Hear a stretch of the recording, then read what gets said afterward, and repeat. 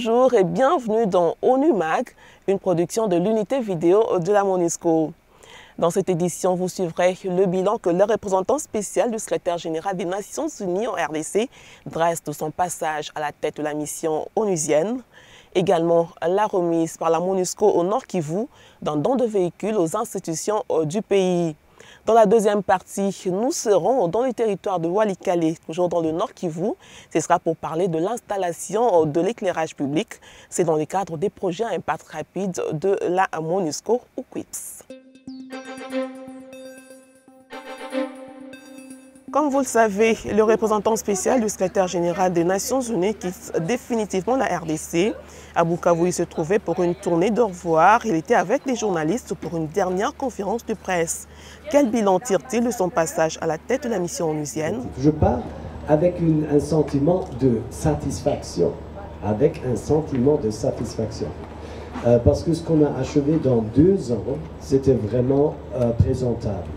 Je me rappelle, au mois d'août 2013, ma première visite à Goma, les gens ont jeté des pierres sur la MONUSCO, sur ma voiture, et maintenant, vous voyez Goma aujourd'hui. J'ai même pris l'avion d'Addis Abeba à Goma, et nous avons maintenant des vols réguliers, commerciaux de l'étranger à Goma. Je crois que c'est un bon développement. Avec la chute des M23, au mois de décembre 2013, nous avons vu vraiment une reprise des activités économiques. Mais de l'autre côté, on a aussi des choses qui ne sont pas encore faites, qui ne sont pas encore achevées. C'est le combat contre, ici au Sud Kivu, les FDLR, les Raya Mutomboki et d'autres groupes armés ici. On a le problème des M23, de la réintégration des M23 qui n'a pas encore fini. Le plan national DDR numéro 3, la réforme du secteur sécurité, c'est pas encore complété, c'est pas encore fini. Avant de quitter la MONUSCO et la RDC, Martin Kobler adresse ce message au peuple congolais. Alors, le message pour le peuple congolais ou sud-kivu, c'est un message d'amour, je dois dire. Parce que j'étais tellement impressionné par l'hospitalité des Congolaises et des Congolais ici. Même dans les villages les plus pauvres, l'hospitalité, c'est vraiment quelque chose qui m'a vraiment impressionné. Et je souhaite du profond de mon cœur, alors que vous aurez la paix et seulement la paix, parce que les autres choses vous pouvez faire vous-même. Justement, en rapport avec ce départ du chef de la MONUSCO, la composante police des Nations Unies a organisé une cérémonie d'au revoir. La police MONUSCO a tenu à louer le travail abattu par Martin Kobler durant les 2 ans passés en République démocratique du Congo. Voilà, il y a une longue liste sur, je dirais aussi, le changement d'approche concernant les groupes armés dans l'Est et la façon d'y apporter un traitement policier. La liste serait très longue. Donc, merci pour tout ça.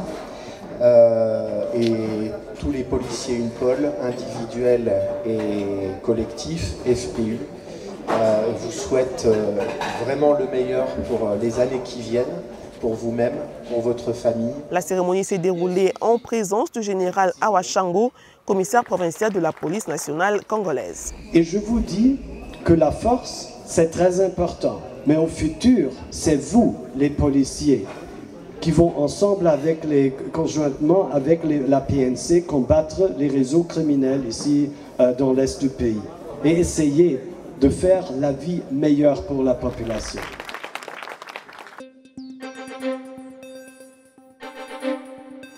Comme annoncé dans le titre, le 16 décembre dernier, la MONUSCO Nord Kivu a fait un don de 9 véhicules usagés aux institutions publiques congolaises. Ce don qui entre dans le cadre de la collaboration entre le gouvernement congolais et les Nations Unies est notamment destiné à la CENI, à la mairie de Goma et au territoire de Rutshuru, Masisi et Walikale. Pour la mission onusienne, ce geste aidera à la restauration de la paix et de l'autorité de l'État dans ces entités. On a jugé important d'essayer de travailler avec le gouvernement, avec les autorités, avec les Baraza, pour qu'ils puissent trouver les moyens de descendre sur le terrain pour travailler avec les populations sur le terrain. Comme ça, les dons de ces voitures ici peuvent aider, à notre avis, les autorités pour se déplacer, pour aller sur le terrain, travailler avec les populations. Pour nous, vraiment, c'est un besoin très délicat parce que ça fait longtemps qu'on n'avait pas le véhicule pour les assistants. Et chaque fois que les titulaires se déplaçaient, c'était pour nous pour continuer avec le travail, surtout en cas de nécessité. Et ceci va nous permettre de continuer chaque fois qu'il n'est pas là. Nous ne pouvons pas rester comme de l'eau stagnante. Nous devons aussi nous déplacer pour faire le suivi de sécurité dans notre territoire. Les habitants du territoire de Walikale, dans le Nord Kivu, rêvaient de l'éclairage public. Ils l'ont finalement eu. C'est dans le projet à impact rapide que la MONUSCO finance sur place dans ce territoire dans le but de renforcer l'autorité de l'État. Je vous laisse suivre la rubrique Est Éco et vous dis déjà au revoir et à la prochaine.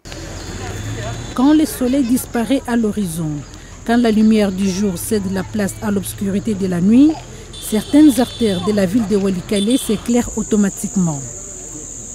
Il en est ainsi depuis le mois de juillet 2015 où 50 lampadaires ont été placés dans les principales rues de la ville. C'est l'une des retombées des projets exécutés en faveur de cet îlot de stabilité.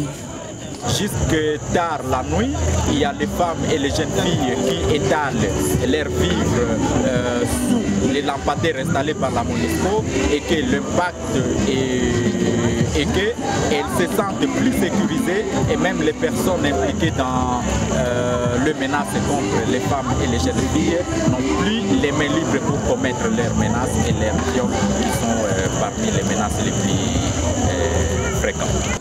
Aujourd'hui, Walikale est une ville pleine d'entrain. La population fait preuve de dynamisme dans les affaires.